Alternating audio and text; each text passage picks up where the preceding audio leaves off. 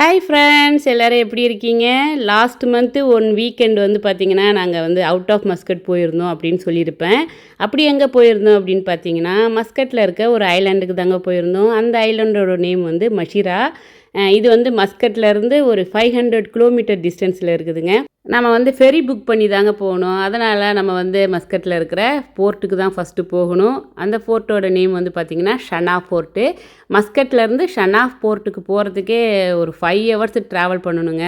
So நாங்கள் வந்து காலையில் 10:30 கிளம்புனோம். அங்கே வந்து மதியம் 3:30க்கு தான் போய் ரீச் ஆகணும்.